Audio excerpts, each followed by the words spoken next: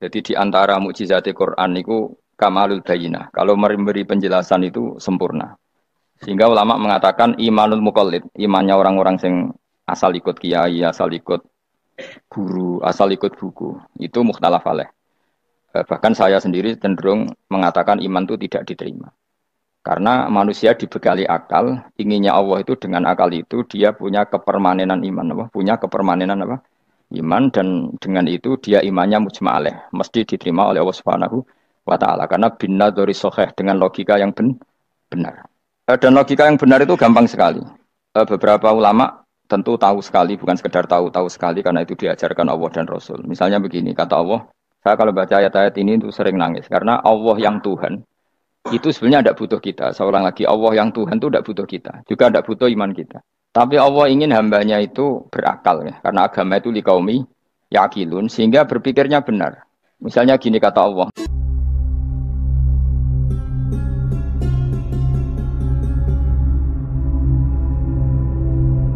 Misalnya gini kata Allah, enggak apa-apa, kamu menuhankan selain saya itu enggak apa-apa kata Allah. Enggak apa-apa Yesus kamu katakan Tuhan enggak apa-apa, kamu katakan batu Tuhan enggak apa-apa. Tapi tolong prosedur ya, prosedur atau persyaratan menjadi Tuhan itu kamu lengkapi, yaitu punya prestasi menciptakan langit dan bumi. Kalau tidak semua urun semen kata Allah, sementing urun gitu.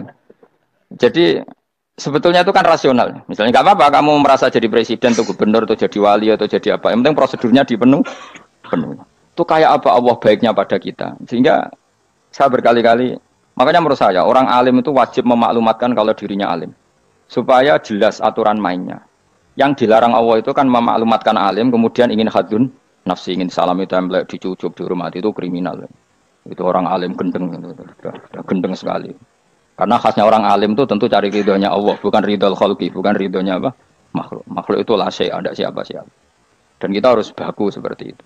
Kenapa kalau orang alim nggak memaklumatkan kealimannya itu dikatakan salah? Karena fungsi orang alim adalah membawa bayinat, membawa ayat-ayat Allah, bukan kepentingan apa pribadi.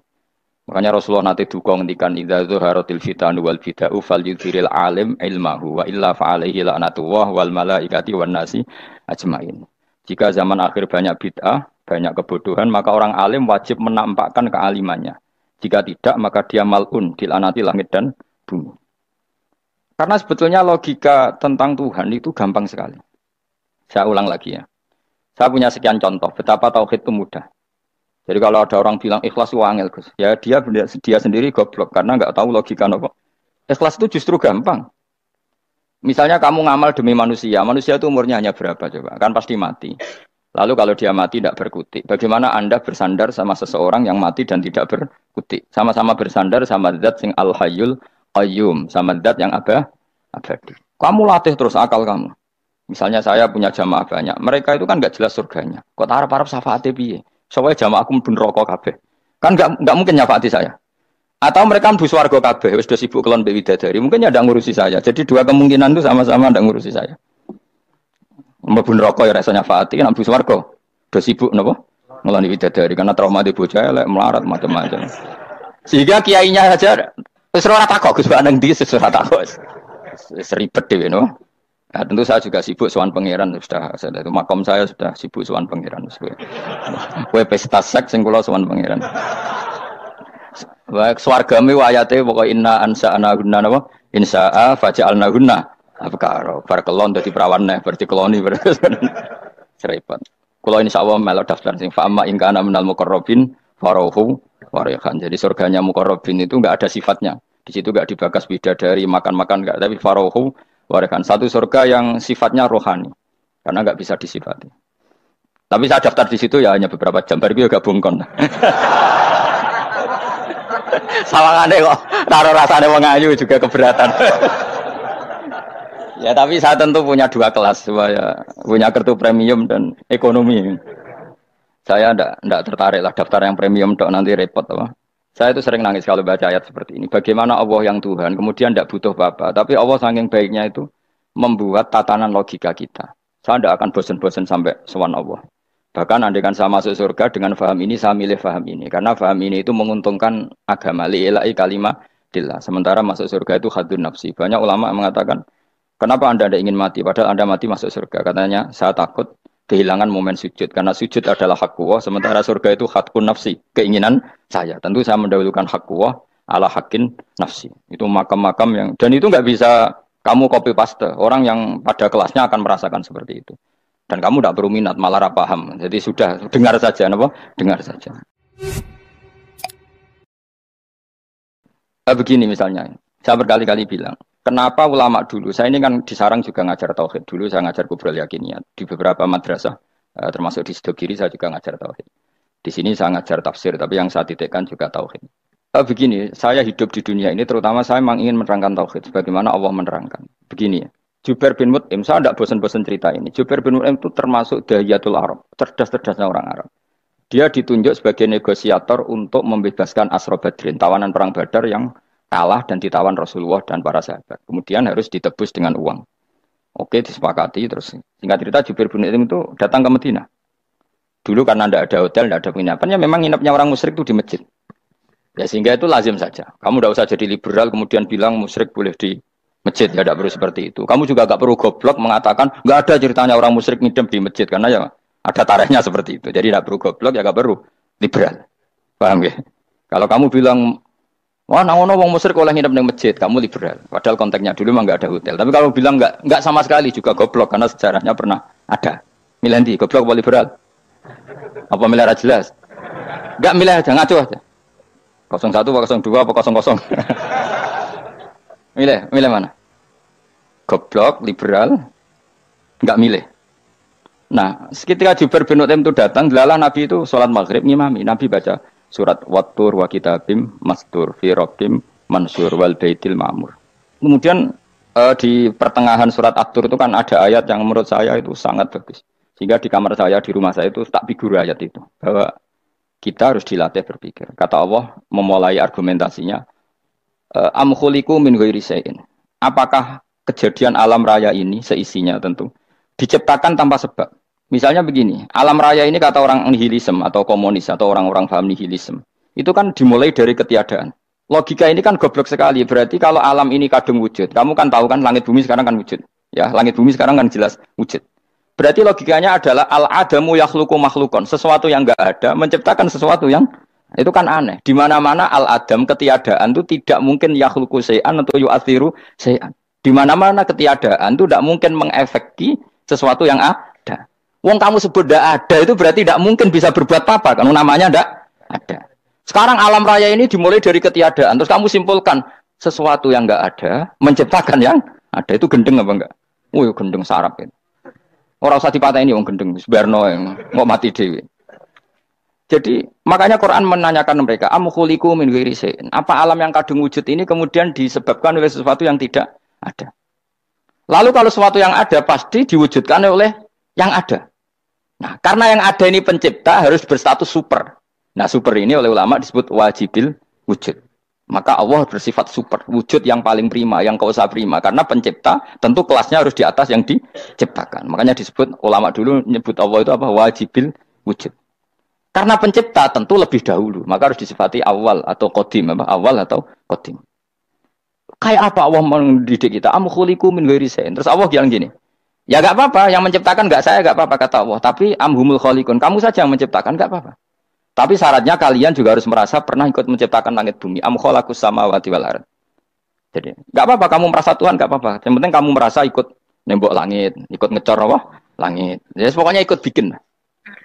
Terus kata Allah, bala yukinun, kamu tak suruh merasa menciptakan langit bumi, kamu juga gak merasa iya. Memang ya mereka merasa enggak kan? Akhirnya Jubair bin Mut'im saking gak kuatnya. Am khalaqus samawati wal ardh bala yukinun am indahum khuzun.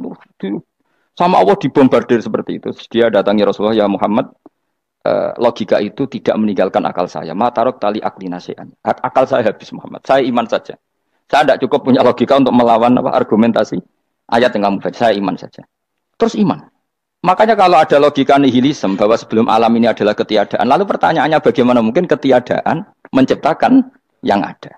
Di mana-mana ketiadaan itu la yu'atsiru syai'an wa la yakhluqu syai'an. Jenenge wae tiada. Tiada itu ya enggak ada fungsinya, ya enggak ada efeknya, enggak ada prestasinya. Ya pokoknya namanya enggak ada ya enggak ada. Nah, ini penting saya utarakan. Terus di sini Allah mengulang lagi, enggak apa-apa yang lainnya kamu katakan Tuhan jadi mitra saya enggak apa-apa. Tapi tolong kata Allah, aruni madza khalaqu minal ardi. Tunjukkan ke kami prestasi dia ikut bikin bumi. Kita tahu misalnya Yesus, Isa lahir di bumi. Bumi sama Yesus dulu mana? Dulu bumi, dia lahirnya di bumi. Lalu dia melata di bumi, jalan-jalan. Kemudian dia mengatakan ini bumi Tuhannya saya. Dari bumi kok enak, bisa aku sih. Tua aku sih, bodoh-bodoh pangeran aku dong. Lebih apa? Tua. Jadi Allah itu gampang sekali. Nah sekarang orang iman itu kuat semua. Makanya ndak wali-wali. Imane mbek Allah taklid, njaluke aneh-aneh, njuk bojo ayu, sugih, jabatan. Bela Allah secara hujah aja enggak pernah, sudah minta. Makanya ini kita hidup di zaman yang saraf masal. Lho kula njaluk pengiran akeh-akeh kuwi, coba kamu bela Tuhan tuh pernah bela apa? Bela Tuhan tuh gampang dengan argumentasi al-hujjah yang supaya agama ini tamkin fil ard, benar-benar mapan dalam logika. Yaitu tadi di mana-mana yang namanya sebab itu amrun wujudiyun, di mana-mana sebab itu sesuatunya harus wujud. Paling tidak kita sudah menolak nihilisme. Apa? Nah, nihilisme. Lah wujud karena wujud awal harus berstatus prima. Lah prima itu dalam bahasa ulama disebut wajibil wujud. Makanya ulama dulu ngelatih kita itu pertama Allah itu siapa? Zat sing wajibil wujud. Itu satu filosofi yang luar biasa. Nah, kemudian setelah itu ada setan-setan kecil yang nganggur, yang iseng. Nah itu nggak usah kamu perhatikan. Tinggal delok TV, ngopi, terus tinggal nyate kelata. Enggak saya tamak, pingsan deh. Syukur-syukur stres deh. Dugaan saya, setan saya gue pingsan, kurang gizi. Karena memang setelah itu setan tuh udah gini. Lalu sebelum Allah jangan-jangan ada wujud yang lain. Lalu Allah sendiri awal mulanya gimana? Kata Nabi, jika ada pertanyaan seperti itu kamu harus berhenti. Tinggal delok TV, atau tinggal delok dangdutan. Ya kalau kepeksa apa-apa, kelasem ae. Saya tidak menghalalkan tapi kan sudah kamu lakukan. Karena itu lebih baik ketimbang pertanyaan filsafat. Banyak orang yang dulu sholat ketika sekolah filsafat tidak sholat. Alasannya sampai menemukan jati diri itu Tuhan. Dan itu bahaya sekali karena Nabi berkali-kali bilang kamu jangan mikir tentang Allah pasti rusak. Orang kok mungkin rusak dari Nabi pasti rusak. Nah cara menghentikan gimana? Karena setan ini makhluk, akal-akalannya gampang. Tadi tak warai. Saya sebagai ulama, atau sebagai manusia, atau sebagai orang awam, atau sebagai siapa saja. Kadang ada pertanyaan seperti itu. Tak tinggal anggeling dharma, kan pusing setan. Ini kan ngenteni. Weh, ngenteni bar lo anggeling dharma. Bariku aku lesu mangan mie. Bar mangan mie waret turu. Kan dia ngenteni terus. Mau bikin was-was lagi. Ternyata saya sibuk kan enggak bisa masuk deh. Bangun tidur aku selali pertanyaan tadi. Dinteni. Nah, dia masuk lagi aku sibuk ngajak anak jalan-jalan. Jadi saya kalau jalan-jalan di pasar itu wis enteni santai wae. Itu memang resep dari Rasulullah. Jangan sampai orang terjebak filsafat yang sampai menanyakan eksistensi Tuhan. Dan dia tidak mau iman, tidak mau sholat, tidak mau puasa sampai menemukan Tuhan itu siapa. Itu jelas minas syaitonir rajim, itu perilaku setan. Makanya Rasulullah setiap ditanya sahabat gitu itu Nabi guyu-guyu. Dan guyunya Nabi itu kata Nabi, baguslah kalau kamu takut Tuhan kalah kata Nabi. Nabi gojok gitu. Maka ada ulama yang punya seni berargumentasi yaitu Imam Ghazali. Jika setan tanya kamu lalu sebelum Allah jangan-jangan ada wujud yang sebelum Allah. Kata Imam Ghazali, ya itu saja yang Tuhan. Yang Allah ini enggak jadi Tuhan. Ya berarti wujud sebelum Allah itu yang benar-benar Allah. Kalau kamu bayangkan lagi, jangan-jangan sebelum itu ada wujud lagi. Ya itu saja yang benar-benar Allah. Sehingga tetap Allah itu menang terus. Paham ya? Yang jelas jangan sampai didahului Adam. Karena kalau didahului Adam lebih ngeri lagi. Karena sesuatu yang enggak ada menciptakan yang ada. Itu lebih buruk lagi menurut akal. Menurut apa akal? Nah, daripada kamu nggak salim Imam Ghazali, tinggal saja ndelok tadi ndelok sinetron. Itu yang lucu aja. Tidak sing lucu-lucu. Ndelok apa mencari Tuhan. Pokoknya sing aneh-aneh, sing goblok-goblok, sing lucu-lucu, sing perane wong apa? Lha saya sering diprotes saya. Gus Salim jenengan kok sering ndelok sinetron sing ana dialog wong goblok-goblok. Wong goblok ku menarik cara kula. Apa ya? Cara pandang itu di luar dugaan saya karena kula berkali-kali loh kalah wong goblok. Jadi makanya ini tak cerita nih, beberapa kali yang cari Gus Wak cerdas, berkali-kali kalau ambil goblok. Ada seorang santri itu ingin dibelikan bapaknya itu sepeda motor. Bapaknya wong desa, senengannya ngrumat sapi wedhus. Menurut saya ya orang tuanya itu mampu lah, sangat mampu untuk beli itu. Pak mbok ditukokno mawon wong sepeda motor. Kata bapaknya, "Anakku nu jog mondok tak goblok, Gus. Wong njaluk kok sepeda motor, njaluk mobil ora ya goblok. Lah kok goblok, Pak? Jenenge donya iku Gus, sing lahirno donya kok sapi ku ndek anak, wedhus ndek anak jenenge donya. Di mana-mana jenenge donya sing lahirno donya. Iki donya kok mangan donya. Mergo motor iku kan tuku bensin, mobil. Iku cara dekne iku goblok Gus. Batin berarti kabeh kiai goblok perkarane tuku donya sing ngentekno donya. Cara dekne donya iku sing lahirno donya. Batin kok pinter iki batin. Untungnya saya ini ulama ya, ahli tafsir ya malu. Sebenarnya kalah itu ya malu. Tapi saya sebagai orang objektif fair, itu teori benar apa? Jadi dunia itu ya sing lahirno dunia. Dunia kok mangan dunia itu goblok. Untungnya dia dengan saya itu jaraknya 5 kilo 7 kilo karena 7 kilo. Lala dia diterkon sepeda motor, aku tetap mau kalah. Pak, nanti jalan kaki saja. Karena kalau pakai motor ini kegoblokan kata saya. Terus mendingan nih, loh Gus mau kalah tadi.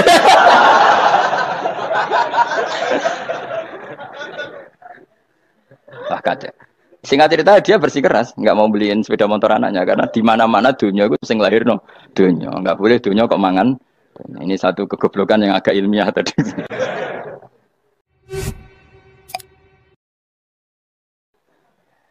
Nah Imam Asy'ari juga ngalami hal yang sama. Imam Asy'ari itu punya, kita kalau ahli sunnah kan 2 partai ya. Ya dalam ahli sunnah itu hanya ada 2 partai juga. Kalau nggak Asy'ari ya Maturidi. Dan sama-sama alim. Ya kalau terpaut ya paling 5%, 7% ya. Kealimannya Asy'ari dan Maturidi. Imam Asy'ari itu bikin logika yang jelimet seperti saya sekarang ini. Logikanya jelimet tapi permanen. Jadi yang saya ajarkan tadi itu logika yang jelimet tapi apa? Permanen. Karena tadi alam raya ini kadung wujud. Kalau kadung wujud pasti pewujudnya yang menciptakan wujud pasti adalah kewujudan. Karena al-adam la yu'athiru syai'an. Di mana-mana kenihilan tidak yu'athiru syai'an. Ya sepakat ya, gampang kan? Tentu wujud ini prima disebut wajibil wujud.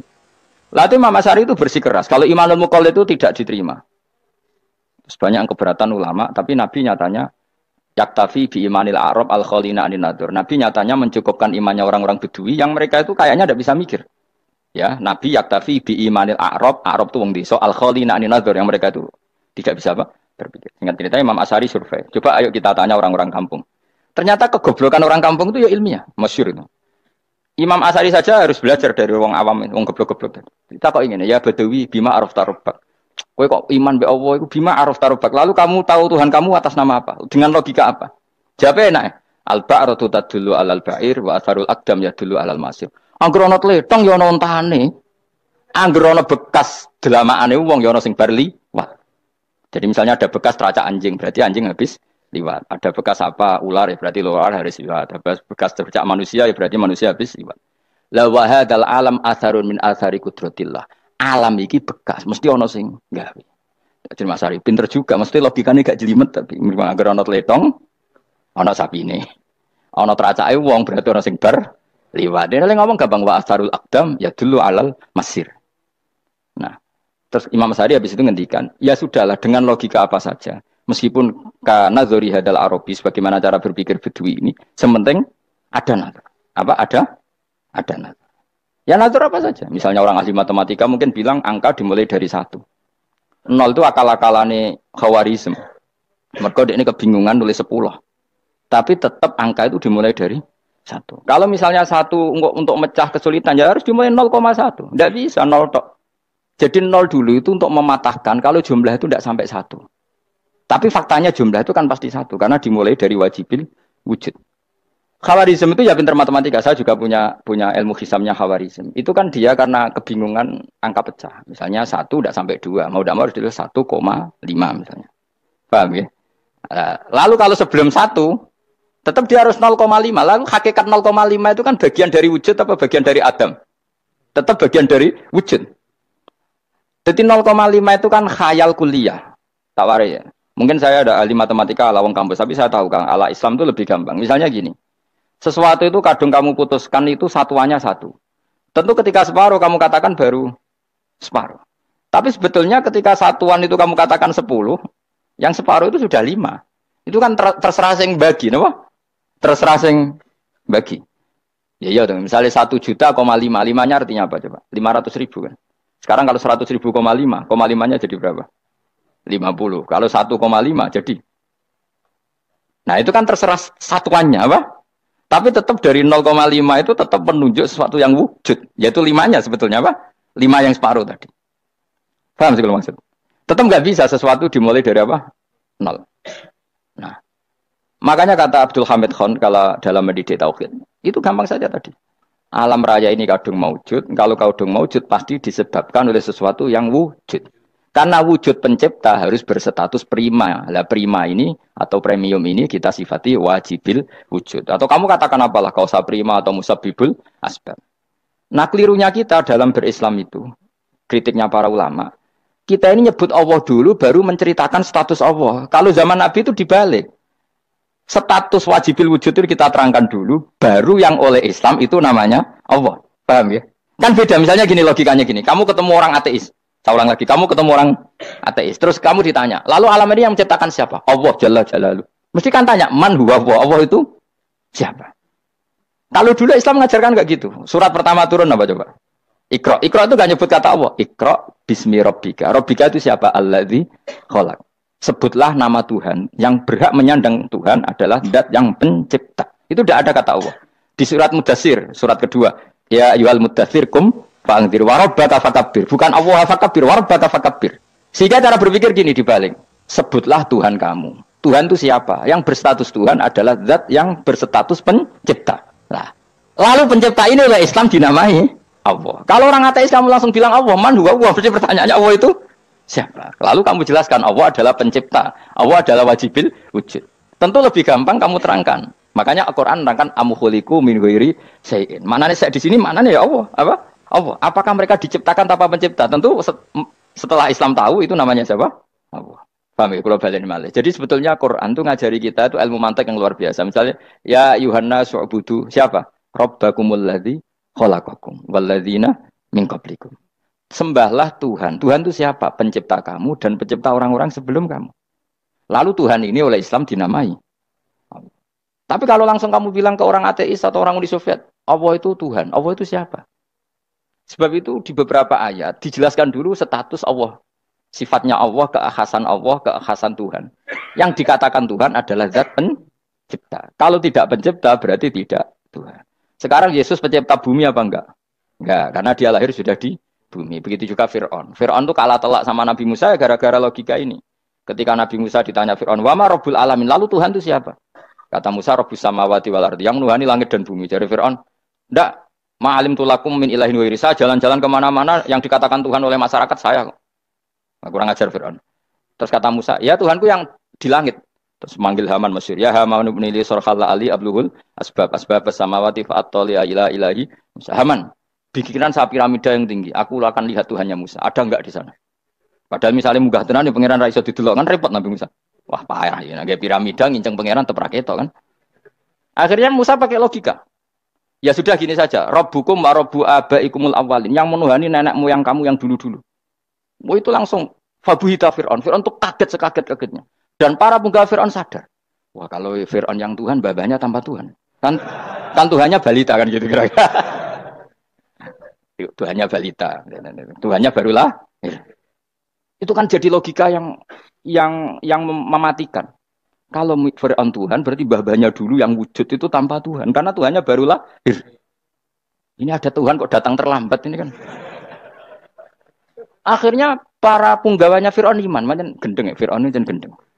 Itu pentingnya logika. Rabbukum wa Rabbu abaikumul awwalin. Nah sekarang orang tuh nggak belajar logika. Iman bi Allah orang mantep ning ati, ijek iso diguncang setan, jalukane wis aneh-aneh. Jaluk swarga, jaluk gak mutu jarane. Gak mutu. Makanya banyak wali kalau ditanya, kamu masuk surga sama sholat milih mana? Milih sholat. Kenapa milih sholat? Di surga itu demi khadun nafsi saya, poya saya. Tapi kalau saya sholat itu untuk hakku. Saya sebagai hamba, identitas kesejatian saya adalah menghamba. Soal nanti Allah bikin bonus surga silahkan. Maka sebenarnya masuk surga itu ada urutannya. Sebagai orang alim saya urutannya adalah berkampanye sesering-seringnya, membuat logika supaya orang mudah ke Allah dan Rasul. Makanya di Quran tuh gak ada orang disuruh masuk surga dulu itu ya Tuhan nafsul mutmainnah irji'i ila rabbiki. Kamu kembali ke Tuhan kamu dulu. Bahwa kamu makhluk yang butuh Tuhan. Fadkhuli fi ibadi. Kamu masuklah berstatus hamba dulu. Kesetatusan Anda sebagai hamba ini matangkan dulu. Bahwa saya ini hamba. Dibuktikan dengan suka sujud, suka ngamal, suka sedekah, suka tawadhu. Saya sebagai orang alim sebenarnya gak suka mulang. Karena takut. Nak kue pinter kok nyanyi aku, nak goblok sawangannya metodeku gagal kan dua-duanya ini merugikan saya sebetulnya. Saya ulang lagi ya, nak kue pinter kayak nyanyi aku, kan ya mungkin juga senajan rodok mokal mungkin, sanggup aja rodok mungkin. Pemenang nak sing ndik kan yo, biasanya kasut ndik. Wah itu sebenarnya rugi semua, tapi Allah yang memerintahkan hak wong alim kudu mulang. Perhitungan itu tak buang semua. Sing ape nyaingi nggih monggo, sing tetep goblok nggih. Monggo, semoga Allah ngutus mulang ya napa? Mulang. Meskipun tadi potensinya itu dua-duanya buruk, sing alim nyaingi. Kemudian nak mubalek terus didol ilmu kurang to royalti tambah parah lagi. Nah, aku enggak pakai logika kelas. Pakai logika selesai semua, ya disuruh Allah ya sudah. Seorang lagi ya, makanya saya minta ya. Surat Tur itu dibaca. Makanya baca Quran itu jangan terlalu egois, jaluk swarga, jaluk swarga. Statusnya dulu itu fadkhuli fi ibadi. Kehambaan Anda posisikan yang mantap. Lagi wadkhuli jannati. Sekarang enggak dibalik orang ini masuk surga dulu. Kayak surga di kapling. Terawih arang-arang gue jaluk Lailatul Qadar. Lailatul Qadar wis kliwat. Wingi wis Dzulhijjah wingi kan Pak. Sebagian ulama berpendapat Lailatul Qadar itu fi kulli sanatin. Apa fi kulli? Karena Lailatul Qadar berdasar nuzul Quran dan nuzul Quran itu bisa saja hari Arafah, bisa hari apa. Ada ulama mengatakan Ramadan, tapi bisa tanggal 1. Nah, kamu kan pemalas ikut yang partai 21, 23 karena kan wis akhir-akhir kan wis enteng. Sebenarnya Anda milih 21 berdasar ilmu apa berdasar enak anak terbatas waktunya kan? Kan lebih sempit apa? Lebih apa? Sempit. Ya saya ulang lagi ya. Jadi Allah kalau ngajarkan hujah itu gampang sekali ya. Tadi amkhuliku min ghairi syai'in. Enggak apa-apa saya ada Tuhan kata Allah. Tapi kamu harus punya logika. Alam raya ini diciptakan tanpa pencipta. Mau enggak kamu punya logika seperti itu? Bahwa alam ini yang wujud diciptakan oleh sesuatu yang tidak wujud. Mau enggak kamu punya logika itu? Enggak mau kan? Namanya wujud tentu diciptakan super wujud. Dan super wujud itu wajibil wujud. Dan itu Tuhan kita yang oleh Islam dinamai Allah. Bang, makanya nyebut Allah itu di surat-surat awal Quran tidak ada. Coba, awal surat Quran itu surat apa coba? Iqra kan? Iqra itu ada enggak kata Allah? Enggak ada. Iqra bismi rabbika. Rabbika itu siapa? Allazi khalaq. Surat Mudatsir sama. Ya ayyuhal mudatsir qum fa'anzir wa rabbaka fakabbir. Ya sudah seperti itu. Ya ayyuhan nasu ubudu rabbakum. Rabbakum itu siapa? Allazi khalaqakum. Nah, kita ini keliru metode. Pemene wong tukang wiridan Allah, Allah. Tapi ora roh Allah iku sing sapa? Ya dia Allah. Dia nyifati Allah mau sing ngekei swarga, sing ngekei dhuwit, sing ben ngekei widadari. Jadi Allah disifati sesuai selera yang menguntungkan dia. Bahwa Allah ini yang ngampuni saya, kemudian saya masuk surga, kemudian ngeloni widadari. Makanya kalau dia jadi wali tak demo. Tak laporkan MK pokoknya. Tak suluh. Karena ini wali pecundang. Bagaimana mungkin calon wali pikirannya khadun nafsi? Kalau lama agak gitu, mendikan Allah itu zat paling penting di dunia. Maka akan saya maklumatkan di dunia bahwa orang kembali ke Allah. Caranya gimana? Akan saya kenalkan Allah lewat logika.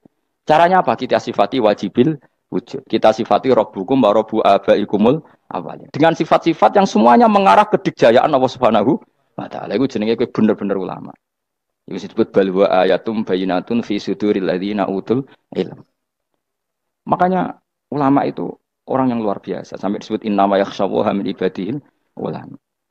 Ahli ibadah itu rapati wedi pangeran. Masuk wiridan istighfar nangis rapati wedi pangeran. Gayane tok nangis. Karena sebenarnya dia nangis wedi ra mlebu swarga. Mlebu swarga gak iso ngloni.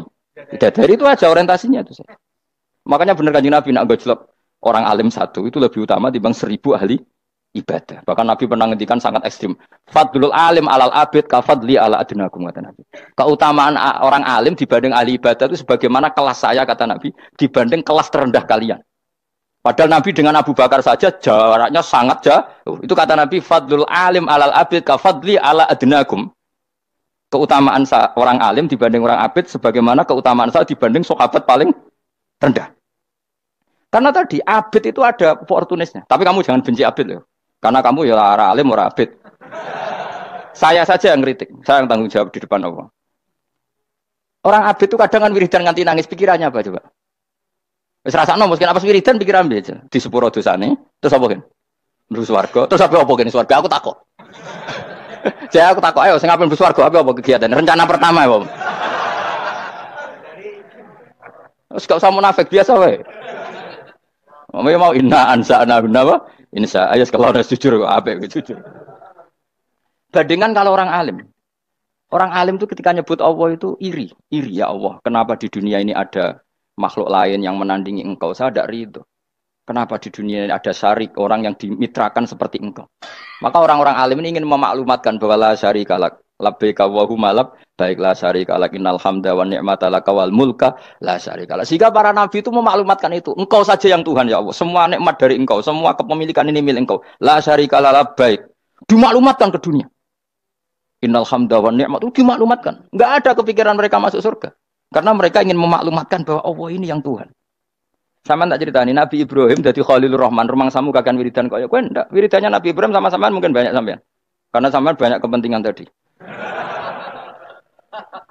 Wali-wali dulu kalau wiridan itu ndak sebanyak sampean ndak, tak jamin ndak.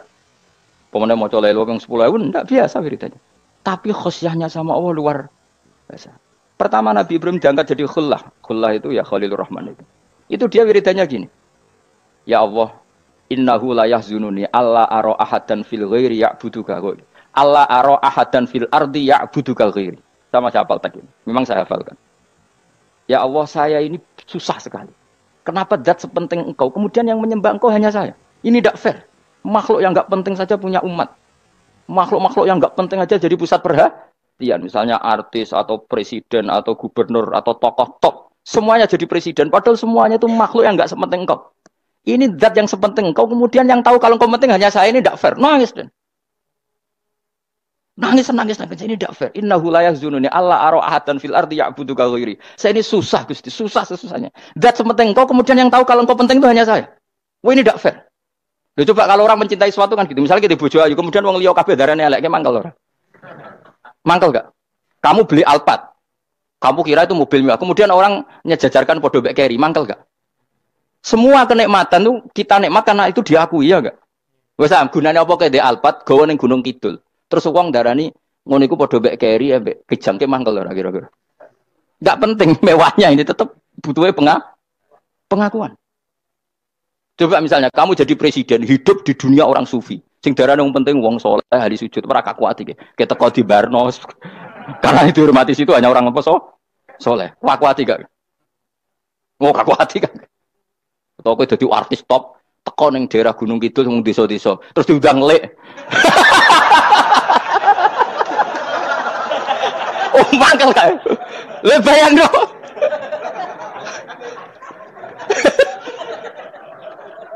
Oh, kamu menteri top, menteri BUMN, barang dolan itu iso diundang lek. Mados walang lek ngono. Oh, semua mangkel.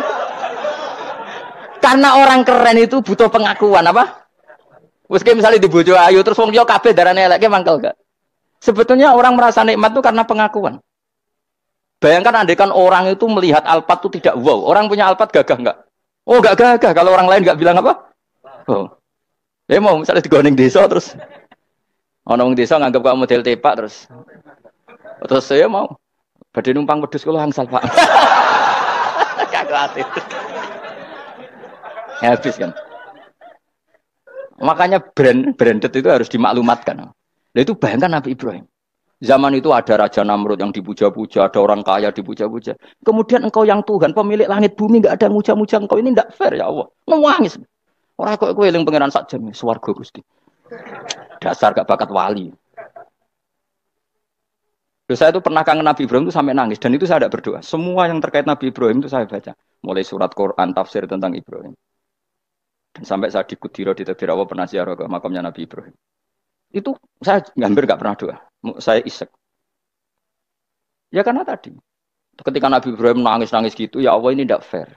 Engkau zat terpenting di alam raya ini. Kemudian nggak ada yang menuhankan engkau. Nggak ada yang merhatikan sama ini tidak fair. Susah sekali. Karena yang tahu engkau Tuhan itu saya tok.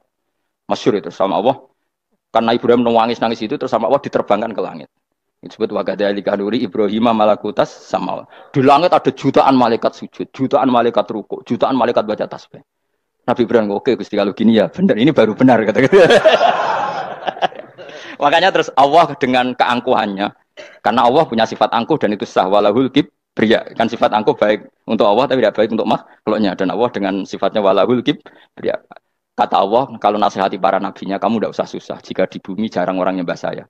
Innalladzina 'inda rabbika yusabbihuna lahu bil-laili wan nahar wa hum la yasamun. Kamu tenang saja. Orang yang di sana di langit-langit itu maksudnya para malaikat itu bertasbih siang dan malam. Wa hum la yasamun dan mereka tidak berhenti-henti, tidak bosan-bosannya bertasbih. Jadi nabi itu baru terhibur kalau yang diidolakan itu keren. Itu nabi. Itu wali. Itu wali kutub, itu wali. Kamu enggak nyebut Allah itu sebenarnya kamu kan enggak ingin kan bangun malam ingat Allah. Berhubung utamu akeh. Terus Allah mbok libatno mbok nyaur kan sebenarnya itu. Kamu ingin jadi bupati. Sebenarnya kamu enggak kangen Allah. Kamu ingin jadi bupati. Terus Allah mbok jak koalisi kan gitu. Terus malam-malam Allah, ya Allah ini hambamu ya Allah minta ini. Sebenarnya kamu kangen Allah apa kangen keinginan kamu? Terlalu menyindir banyak orang ya. Maksudnya ini cerita saja. Ya sudah ini kayaknya kok banyak yang tersindir. Tapi ini kan ngaji. Yang ngaji itu harus naik kelas. Ya sudah tidak usah diteruskin kok banyak yang tersinggung. Ya sudah tidak usah diterusin. Walau akhidu mau mengalap sapa Allah anas saya manusa bima kan perkara kasab bukan nglakoni sapa anas. Minal ma'asi sing pira-pira maksiat. Mataroka. Mongko ora ninggal sapa wa ta'ala dzuri ing atase ndhuwure artayil ardi minda batin saking kewan apa wae. Nasama tegese kewan tadubu kang melata pun nasama alih ing atase arat.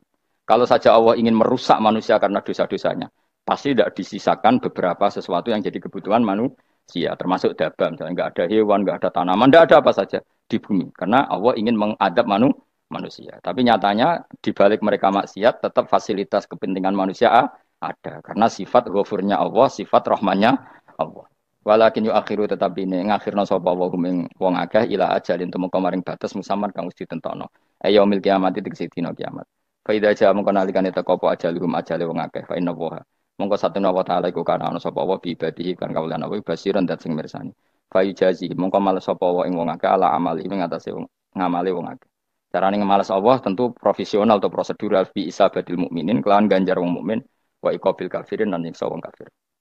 Ya jadi Quran itu gunanya ya membuat logika yang benar supaya orang itu menghindari kesalahan. Jadi menakut-nakuti itu kalau nggak harus tentang neraka, takut dari kesalahan, takut dari kebodohan. Kan kita juga takut kan punya pemimpin yang salah, takut punya kasus, takut kepleset. Ketakutan tidak harus dari neraka. Makanya saya berkali-kali bilang, saya sering dulu dinasihati Mbah Mun, ya nak kepen alim, ojo sering maca tafsir, mari goblok dari Mbah Mun. Maksudnya mari goblok itu gini, mufassir itu manusia, kadang dia itu satu ayat umum, dia mendiktekan ke satu kasus, padahal kasusnya lebih umum. Makanya berkali-kali sama nani umpomong ini, contohnya ini, karena nanti itu mengikat. Misalnya gini ya, saya ulang lagi ya, dan gayamu kayak wong alim. Coba andekan kapasitas Anda itu RT, minta jadi presiden, itu ngelama apa doa? Tidak, jawab saja. Ngelama. Jatah kamu untuk azab, kok jaluk Lailatul Qadar, itu ngelama apa Anda? Mestinya jalukmu orang untuk azab, itu bagus. Paham ya? Banyak ulama diajak istisqa gak mau. Banyak itu ulama. Ayo istisqa kita karena sudah lama gak hujan. Kata ulama tadi, jatah kita ini kena hujan batu dari langit. Gak hujan batu sudah bagus, gak usah minta. Ulama macam-macam. Lah rai-rai ngene iki pantes entuk Lailatul Qadar apa untuk adab aja jawab. Orang untuk adab wis bagus. Yo dadi dongane ya Allah. Ampun jenengan siksa la tu akhidna. La tu akhidna maknane njuk Lailatul Qadar apa ora disiksa? Ya makam kita itu masih Robbana la tu akhirna. Iku supaya gak disiksa innasina waktu kalau kita salah. Kowe kan gak kalau. Wah sudah salah. Jadi donga innasina waktu sange apikane pangeran wae ditambahin. Kalau kita salah. Kalau kita kan sudah ada kalau lagi sudah. Sudah jelas salah berkali-kali lagi. Mbok wong diisin. Julak jaruk Lailatul Qadar gak diisin. Tapi oleh wong pangeran apian. Pangeran kan tapi misalnya pengiran ora aku luwe apian timbang aku. Jadi sowe disahno permintaan. Tapi gak dikabulno. Mau disahno, tapi ora usah apa? Disahno iku iman jalin jan wong goblok piye meneh, kok macam-macam. Makanya doa paling fair itu ya Rabbana dzalamna anfusana wa lam taghfir lana wa tarhamna lanakunanna. Makom kita itu di sepuro pangeran. Sing bener donga wong traweh-traweh lho ning Tuban ning Jogja wis bener. Apa innaka afuwun karim tuhibbul afwa fa'fu anna. Ora ana guru-guru kita donga, ya Allah anilna lailatul qadar ya Allah. Ka ora sarahku iki kita ora ngajarno ngono ya Allah innaka afuwun karim tuhibbul afwa fa'fu anna. Jenengan kandat sing kathah nyepurane lan seneng nyepuro himpun jenengan sepuro. Iku wis bagus sudah. Sudah bagus. Ndelok lailatul qadar gresuk ndelok srengenge. Terus ndelok angin. Angin daerah Gunung Kidul banter terus aneh-aneh. Boy wong tahu diri, maksud kula nggih tetep minta lailatul qadar tapi tahu diri. Misalnya suwe bar sedekah, poso bar salat 1000 rakaat terus utang mesti sahur. Sampai togo-togo sing mbok dolimi jaluki sepuro. Pas kowe tenan mergo wis ngrasa ora dolim, nduk Lailatul Qadar. Tapi kira ngrasa ora dolim wis ujug sombong. Wong sombong ora berhak meraih. Lah terus piye Gus? Ora piye biasa wae, pokoke biasa wae. Makom kita ora kena adab itu sudah luar biasa. Ora penuh adab piye. Wis ngene iki luar biasa, napa? Luar biasa. Mun nang ngandel kula. Mesti ngene iki keadaan seperti ini terus. Soale dongane wae Rabbana la tu'akhidna in nasina wa akhtana. Itu jadi itu sudah luar biasa. Nah, ini kan teruskan dawuh Mbah Mun ya. Misalnya Allah bilang gini, fattaku, maka takutlah kamu. Biasanya mufasir ditambahi minan nar, maka takutlah kamu masuk. Sebetulnya yang perlu dihindari dari kita, takut itu ya, takut salah, takut bodoh, takut terdolimi, takut mendolimi orang lain, takut hidup tidak ada gunanya. Tapi mufasir tentu milih yang populer, takutlah kamu dari api neraka. Coba misalnya gini, kita nanti masuk surga. Kemudian zaman di dunia kita tidak pernah berkampanye ya, atau berkontribusi untuk agama Allah. Cara saya itu izin. Kata Imam Malik, saya masuk surga, kemudian orang yang mencintai saya masuk surga itu saya malu. Rasulullah juga gitu. Saya sebagai pemimpin umat, saya malu masuk surga. Dan satu dari umat saya masih masuk neraka. Jadi lama dulu tuh ketakutannya bukan sekedar masuk neraka. Takut malu, takut bodoh, takut keliru, takut. Saya misalnya nanti masuk surga itu malu. Dengan saya tidak pernah ngajar tafsir Jalalain. Malu saya. Karena katanya Allah, hak kenapa pun swarga? Terus diberi swarga. Tapi kalau pernah baca tafsir Jalalain kan anak keren nih. Keren artinya saya pernah mengkampanyakan Quran, pernah mengkhidmati Quran, pernah ngitmai kita mengko ya Allah. Saya pernah ngitmai umatnya Rasulullah yaitu sampean kabeh. Pernah mulang, pernah sowan. Wis tiap bulan sowan jenengan gak sopan tapi. Mulane kira usah bales sowan rono malah ganggu aneh-aneh. Kadang santri yo pidol, wis diulang cek sowan. Orang tuh kiai kalau sudah di rumah tuh milik keluarga biar fair. Bermulang cek assalamualaikum. Terus kiai ini kagok keluargane ku kapan? Boyo mikir bocah ora karo-karuan. Jadi seneng yo di ilmu ini, seneng yo di ilmu. Saya ulang lagi ya. Nah, kata yang ditafsir itu sering tidak mengikat. Makanya kata Mbah Mun, baca tafsir itu dikurangi. Maksudnya dikurangi itu bukan apa-apa. Maksudnya tadi, kalimat yang ditafsir itu tidak mengikat. Yang mengikat itu yang kalimat di Quran. Nah, kalimat Quran itu umum. Kenapa? Misalnya gini, Allah lalu gini. Ikdilu, kamu harus berbuat adil. Lalu adil itu misalnya mufasir menafsir. Adil itu menyamakan di antara dua orang konflik. Misalnya di MK 01 dan 02 dianggap sama. Itu namanya adil. Itu kan dawai mufasir. Atau misalnya gini, Allah bilang gini ke saya, hak kan ada di kiai sing adil. Terus adil ditafsiri orang, adil itu menyamakan sesama murid, haknya sama. Nah, tapi bisa saja adil itu di luar itu semua. Misalnya gini, ternyata adil menurut Allah gini, adil maknanya seimbang, apa? Adil itu maknanya apa? Seimbang. Lalu keseimbangan seorang hamba adalah dia ingat Allah lebih banyak. Karena ini bandul yang benar-benar nyata. Allah itu nikmatnya nyata. Sehingga ketika saya sebagai orang alim, ingat saya alim itu karena Allah. Dikasih ilmu Allah, dikasih cerdas Allah. Dikasih semuanya dari Allah. Sehingga saya itu tidak merasa kumuluhur pada kalian. Karena semua ini dari Allah. Kemudian Allah sendiri yang memerintahkan. Ya, kamu harus mengajar.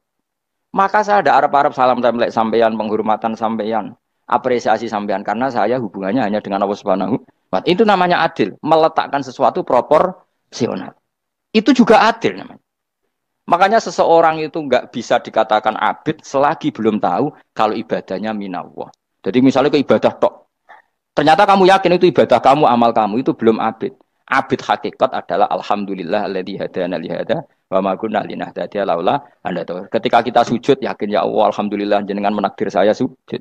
Saya salat alhamdulillah engkau menakdir saya salat. Sehingga minallah dulu pikiran itu semua kebesaran kemendahan ini minallah dulu. Baru setelah minallah kita yakin billah. Setelah billah juga yakin ilallah. Misalnya gini ilallah itu. Setelah saya ngajar tafsir Jalalain, kepentingan saya satu. Hamba-hambanya Allah menjadi tambah mencintai Allah. Tidak mencintai saya, enggak penting sampean mencintai saya. Makanya Imam Syafi'i tiap ngajar bilang begini. Wadittu annal khalqa ta'allamu hadal ilma wala yahmadunani. Saya senang kalau kalian belajar fikih sama saya, tapi kamu enggak usah muji saya. Jadikan fikih ini alat taqarrub kamu kepada Allah. Itu namanya minallah wa ilallah. Itu adil. Tapi adil yang dijelaskan ulama beda-beda tadi. Ada mengatakan adil adalah proporsional antara murid, antara keluarga dan murid. Meskipun kamu senang mulang, jangan merantarkan keluarga, itu tidak adil. Itu kan versi, no? Maksudnya Mbah Mun, kamu jangan terjebak versi-versi dalam tafsir. Paham ya? Karena Allah hanya ngendikan i'dilu wa aqrabu. Paham ya? Tapi kan penjelasan adil ini orang versi. Paham ya? Ada yang nulis adil adalah meskipun mimpin masyarakat, ya ingat keluarga. Karena sing tukang wayo kan nafsirin adil adalah karena laki tidak cukup istri satu, maka ayo kan yo repot nanti. Tapi kalau kadung istrinya 3 atau 4, adil adalah harinya sama meskipun janda dan perawan. Dari sing lanang gak adil adalah proporsional. Sing wis suwi dikumpuli dikurangi. Yang baru ya mungkin kabeh enggak kalau nuruti. Mungkin enggak. Ya, tapi itu kan versi, napa? Maka kata Mbak Mun itu memang saya itu merasakan, saya sebagai mufasir merasakan memang saya kan sering baca Jalalain beda dengan tafsir Munir, nanti beda dengan tafsir Qurtubi. Saya beri contoh misalnya.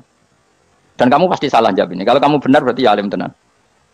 Wa idza darabtum fil ardi falaysa 'alaikum junahun an taqsuru minas shalah. Orang kalau pergi itu boleh enggak ngosor salat? Enggak, jawab saja. Boleh kan? Ngosor salat itu apa? Misalnya salat asar 4 jadi berapa? 2. Kalau isya jadi 2. Kalau subuh? Enggak, sudah maju lah. Maghrib? Enggak, kan yang bisa dikosor hanya berapa? Yang rubaiyah, yang apa? Berarti kamu yakin? Antak suruh minas sholat artinya 4 jadi 2, yakin? Enggak, jawab saja. Yakin. Nah itu termasuk orang pinter. Ya. Berarti ilmu lagi sak trip. Ya? Sebetulnya kata Imam Qurtubi enggak. Ayat itu kan hanya bilang gini, kalau kamu bepergian, maka kamu boleh menyendak sholat. Qasru itu memotong. Dari aturan yang dulu 4 menjadi 2. Sebetulnya tidak hanya itu tok. Aturan tidak boleh membawa najis menjadi boleh. Aturan harus tumak ninah menjadi tidak harus tumak ninah. Misalnya kamu sholat dalam keadaan perang. Wajib tumak ninah apa boleh sambil lari-lari? Boleh sambil lari-lari. Boleh gak ketika perang kamu sholat sambil menghadap tidak ke kiblat? Boleh. Makanya antak suruh minas sholat maknanya apa? Jika kamu pergi, maka dalam konteks itu kan perang ya. Ayat itu memang konteksnya perang. In khiftum ayyaftinakumul ladzina kafar. Jika kamu dalam keadaan perang, maka boleh memangkas apa yang pernah wajib dalam aturan sholat. Paham ya? 4 menjadi 2. Keharusan menghadap kiblat menjadi tidak wajib. Membawa najis sholat sah enggak? Enggak kan? Tapi kalau dalam perang, kemudian pedang kamu ada najisnya, boleh dibawa enggak? Boleh. Jadi maknanya taksuru, a'ammu min ayakuna qasra sholat, wa a'ammu min ayakuna wajibati sholat yang sekarang enggak wajib. Semua itu namanya juga meringkas kewajiban. Berarti nak mana nih, jika kamu dalam keadaan perang, maka boleh memangkas sesuatu yang dulu wajib menjadi tidak wajib. Yang dulu haram menjadi boleh. Tapi mufasir mencontohkan qasru sholat hanya 4 menjadi 2. Dong ya? Oh ya, nanti alim ngono tenan wis dokter tafsir san. Enggak tak iku sudah dewe. Tapi ora perlu orang lain ngakui. Jadi itu contoh kecil. Jadi mufasir karena kebetulan dia tahunya hanya qasru sholat itu 4 jadi 2, dia itu. Padahal di tafsir lain diterangkan qasru itu artinya menyingkat atau mencendak atau memangkas. Dulu wajibnya sholat itu nggak boleh bawa sesuatu yang najis. Tapi kalau sholat dalam keadaan perang dan pedang kamu ada darahnya, boleh nggak dibawa? Boleh. Bahkan Allah menyuruh dibawa. Dan boleh nggak madhep kiblat. Fa in khiftum farijalan auruk banataki fa idza amintum fadhkurullaha kama 'allamakum. Ketika keadaan aman baru sholat sesuai standar. Nah, berarti kan ada qasru sholat, ada pemangkasan aturan sholat. Kayak misalnya begini. Dalam keadaan normal, boleh nggak kamu motong pohon pisangnya tetangga tanpa izin? Nggak boleh kan? Tapi misalnya ada banjir bandang, kemudian kamu bisa selamat kalau motong itu. Wajib izin apa malah haram izin? Haram izin, harus kamu langsung potong. Karena kalau tanpa begitu kamu dan yang punya wajib meridhoi. Kalau nggak meridhoi disalahkan syarak malah. Paham ya? Jadi ini penyolongan yang wajib. Tapi tak sebab potong kayak ngelangin, terus gedangnya berpangan, itu berlebihan. Karena Allah memaklumi hanya untuk ngelangi. Jebule wis menisan lah itu di luar izin syariat apa? Di luar izin syariat. Itu melampaui batas itu. Syaratnya boleh itu ghairu baghiw wala famani turra itu darurat syaratnya ghairu baghiw wala dan tidak boleh melebihi batas. Lho ora ape ngetok gedange jupuk sik sing mateng dipangan terus diketok. Ora oleh. Paham jelas ya? Makanya kalau ngaji tafsir ya saya kan berkali-kali ada makna di tafsir Imam Suyuti saya tambahi umpamanya ini. Maksudnya umpama itu supaya contoh itu tidak mengikat. Jadi yang disebut beliau itu satu dari sekian potensi ribuan contoh. Ya kayak tadi misalnya antak suruh minas sholah. Itu umumnya ulama membayangkan qasru sholat yang 4 jadi 2. Padahal enggak, maknanya meringkas aturan dari wajib menjadi tidak wajib. Bahkan sebagian aturan itu dikatakan haram, tidak haram. Jadi tadi misalnya bawa najis atau teman kamu mau dibaca orang kafir, terus kamu bilang, hei hati-hati, itu tidak batal kalau dalam sholat siddatil khauf. Paham ya? Jelas? Semaju lah. Malam terus likur, lelatul. Wah, wis gumen mbek wong-wong itu. Bingung ora ilmune wong-wong. Ma ungzira abahum lam yungzaru tegese ora den kei wedi sapa ngake fi zamanil fatrah ing dalam zaman fatrah. Ya sama seperti ini. Orang tidak mendapat ingzar itu fi zamanil fatrah, zaman enggak ada rasul. Tentu tidak hanya itu tok. Ada rasul tapi orang itu jauh dari komunitas ulama. Itu juga termasuk orang yang tidak mengalami ingzar. Jadi tidak mengalami ingzar bisa di zaman fatrah atau sudah ada rasul tapi dia jauh dari ulama atau jauh dari komunitas Islam. Itu juga komunitas yang tidak mengalami ingzar. Fahum mongko te wong akeh kaum iku khafidun lali kabehane iman sing iman parustilan bener. Ya, contoh paling gampang itu nak dawuh yai mesti bener itu loh. Kalau kamu ngaji tafsir Jalalain ya Yuhanna subudu rabbakum. An-nasu biasanya tafsirkan kufaru Mekah, napa? Padahal di situ nas semua manusia apa kafir Mekah? Semua manusia. Cuma konteks dulu karena Nabi orang Mekah dan zaman itu yang diberi peringatan orang Mekah, Imam Suyuti bilang kufaru Mekah. Lah seperti itu kufaru Mekah mengikat apa enggak? Enggak kan? Enggak, karena yang dituruni Quran yo kafatal linnas. Tapi ya Yohanasu di Jalalain sering ditulis apa? Kufaru Mekah. Nah, seperti itu tidak mengikat. Itu contoh saja, Pak. Contoh saja dalam konteks zaman itu. Paham ya? Jadi banyak, makanya tafsir itu sebenarnya agak ngikat. Ya tapi yang ngomong gitu harus orang alim. Kalau kamu yang ngomong malah kacau. Kemudian ngomong sombong. Maksudnya kan manusia, saya juga manusia. Ngapain saya harus ikut? Ya sarap itu. Itu ora wis sombong saraf, no? Wis sombong saraf. Lakot hakko teman-teman fahum, lakot hakko teman-teman nyata apa alkaulu apa titah, wajib berarti wajib mana nyata ala aksarihim, yang atas saya wakil bil adab. Lakot hakko teman-teman jadi nyata apa alkaulu apa titah anane adab, wajib berarti wajib apa adab ala aksarihim bil adab, fahum mengkote wong akeh layu minu nara iman sopong akeh, aksaru tegese uta akeh wong ora iman, zaman iku mas, ya maksudnya zaman iku, tapi jengben mboten ngerti, tapi yang mungkin batu Isa itu semua orang iman, tapi ya banyak yang setelah iman itu tidak bermanfaat lagi karena wis napa matahari terbit dari napa barat khina la yanfa'u nafsan imanuha lam takun amanat min qabl inna sa'atam ing sunu jana ing sun fi anaqihim ing dalem gulu-gulune wong akeh tak gawe aghlalan ing belenggu bi ayu dhamma gambar bi antu dhamma gambar sento dhewe kumpulno ilaha maring anak apa alai di tangan di anal gol karon sak meneh wil iku yajma'u iso ngumpulno apa wil al yada ing tangan kal unuk maring geger maring napa gulu-guri lho jenenge unuk wong Arab nak darani kene ku unuk nak darani kene ku nakher. Ya cari wong Arab, ya kene iki unuk, kene iki nakher. Lah gulu niku ngeten, tangan ditakok teng napa? Napa?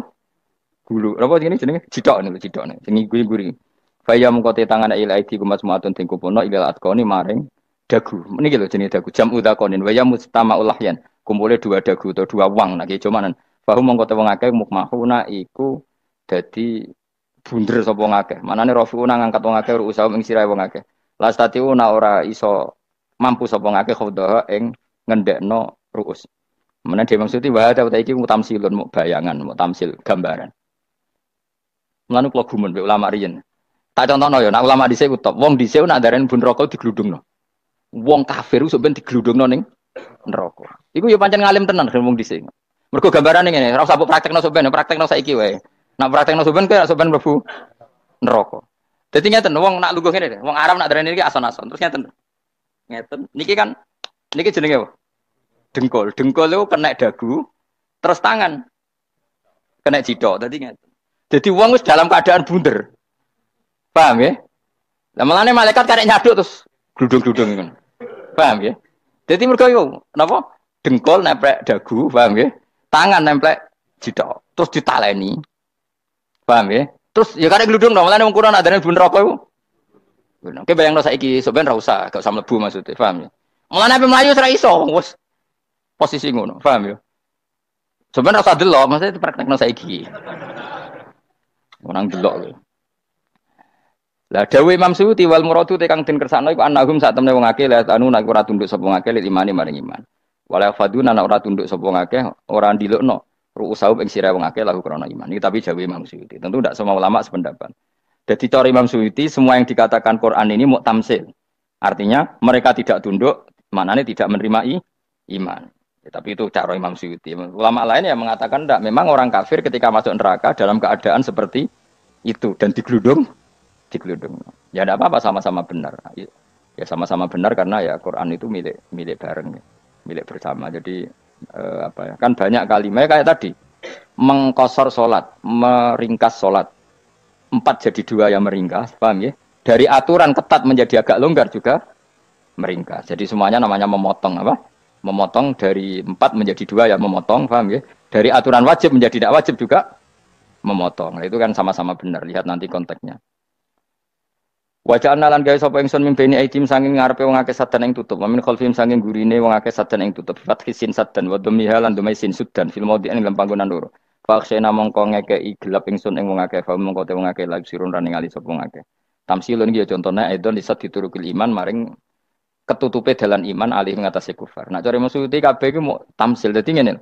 Dari depan kami kasih tutup, dari belakang kami kasih tutup, kemudian mereka saya kasih kegelapan. Maka mereka tidak tahu. Mananya apa?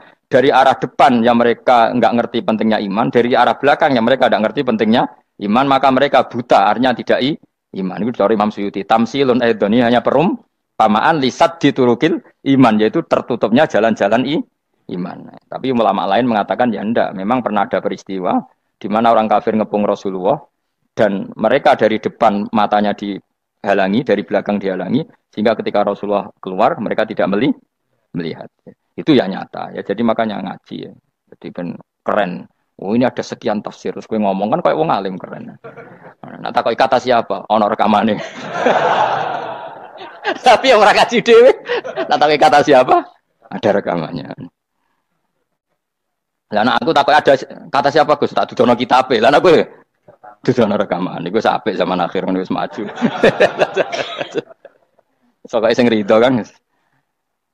Enak kok Kang jadi orang alim enak. Nanti itu sudah jadi orang alim ya rugi. Tadi nanti kan gitu. Syaikhul Qadir masuk surga. Entah ini gelombang kedua dan para penggemarnya. Jadi akhirnya sing alim tenan yang bus warga, sing kedua dan para penggemarnya. Aku rasa alim Kang, cukup penggemar. Jadi aku sebenarnya rugi kan. Gus Pak masuk surga kedua dan para penggemar. Waduh. Terus jebule padha ae. Itu saking rahmane Allah. Kenapa? Kan masyhur itu hadis itu. Rasulullah itu ada sahabat nangis, enggak bisa tidur nangis. Berhari-hari enggak bisa tidur nangis. Hanya karena ingin punya satu pertanyaan. Lama-lama ketemu Nabi, ya Rasulullah sudah berhari-hari enggak bisa tidur, ingin menanyakan ini tapi tidak berani. Coba kamu tanya saja. Ya Rasulullah, saya ini kalau mati, engkau kan suatu saat dipanggil Allah, saya tidak ketemu engkau. Makanya mumpung sekarang saya tak melihat wajah engkau sekuat-kuatnya, sepuas-puasnya. Kata Nabi ya. Terus, kenapa? Ya kalau engkau di surga, saya di neraka kan enggak ketemu lagi. Atau kalaupun engkau di surga kan kelasnya beda, kan enggak ketemu lagi. Jadi kemungkinan dua-duanya itu enggak ketemu. Kata. Karena tadi bisa saja, ya artinya Nabi karuan di surga, saya di neraka enggak ketemu. Atau engkau di surga, saya di surga pun beda kelas, ya enggak ketemu.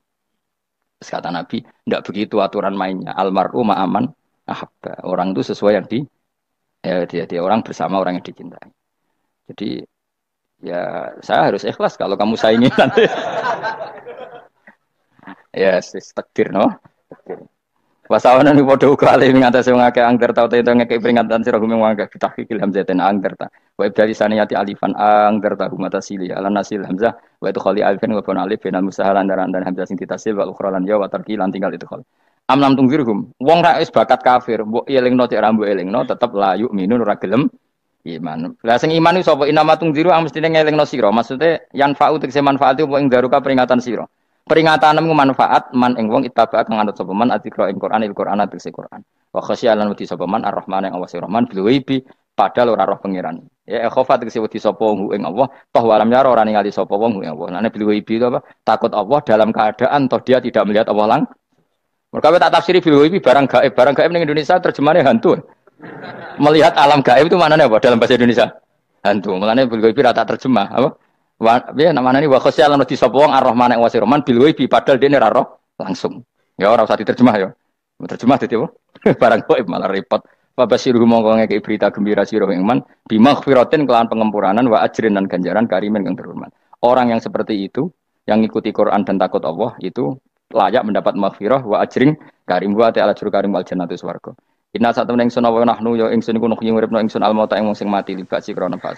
Wa natubulan nulis ingsun fil lauhil mahfuz ma ing apa wae kodamu kang nglakoni sapa ngake fi hayatihim. Di lauh mahfuz apa yang pernah kamu lakukan ditulis min khairin kaapian wasari dan kaelean li yujazau supaya diwales sapa ngake alih ing atase iki. Wa atharahum lan yo tak tulis bekas-bekas kelakuanem. Matek saya perkara ustunra kang digawe sunah apa bima badam sak usum ngake. Jadi perilaku kamu ditulis setelah kamu mati ya masih ditulis yaitu bekas-bekas sunnah kamu yang pernah kamu lakukan. Jadi misalnya kayak kok penemu judi, selama ada orang judi ya kamu dapat, paham ya? Paham ya? Loro gak ya? Makanya ulama ngendikan dulu tubalil amwat Tuba liman mata wa matat ma'ahu dzunubu. Bejo wong mati kemudian dosa-dosane melok mati pisan. Maknanya dia mati dalam keadaan tidak pernah melahirkan sunnah keburukan. Paham ya? Tapi bejo wong sing mati kemudian dia meninggalkan sunnah kebaikan yang diikuti terus. Kok sampean ini lho bener. Gak paham jalan lah, nggo jalan kalau durung ngaji. Sehingga sebenarnya anak gak paham lah ya gowo. Lho kok gowo jalan cung dhisik bapak ra paham lah ya gowo. Itu sudah bagus. Apa? Bagus. Berarti pokoknya anut anak ya anut. Wah, pokoknya keren, pokoknya keren sampean keren. Jadi nanti sampean anak tuku jalan takoki, Pak, kok tuku jalan dhisik bapak aku ning lemari iki ono jalan. Lah tapi dhisik bapak paham yo ora ya paham bodoh. Wes stop, stop. Jelas ya gitu. Wanak tubuh mangkot damu wa atharoh. Makanya sisa-sisa amal kita, bekas-bekas amal kita semuanya adalah ditulis sampai Allah Subhanahu wa taala. Mulane kula kepengin jenengan nate syukuran, pisan-pisan nate syukuran. Pertama anak kita bisa sholat.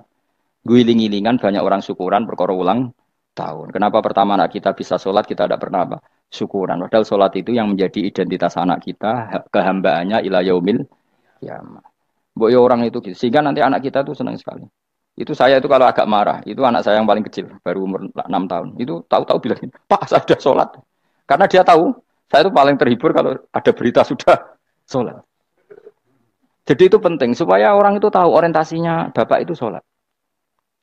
Jadi jangan sampai terus anak kita kalau ulang tahun syukuran, tapi pas sholat kita dingin-dingin saja. Lama-lama anak kita berperasaan sholat itu tidak penting. Buktinya apresiasi bapak biasa saja. Itu contoh kecil. Sehingga nanti tertanam, anak kamu tertanam, nanti cucu kamu tertanam. Jadi itu namanya asar apa? Asar. Jadi harus seperti itu.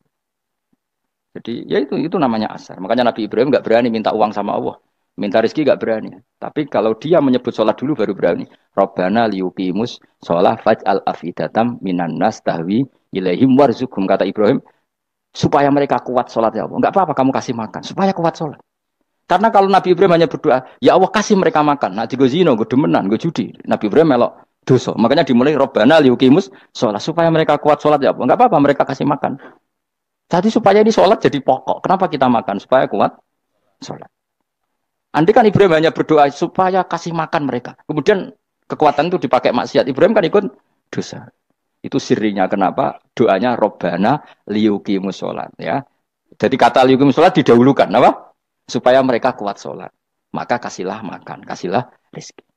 Jadi supaya sholat jadi pusat orientasi. Itu harus dilatih. Ya tentu kamu ngelatihnya ya sidik-sidik. Wong anak esopo kan gitu. Tapi ini kan cerita aja.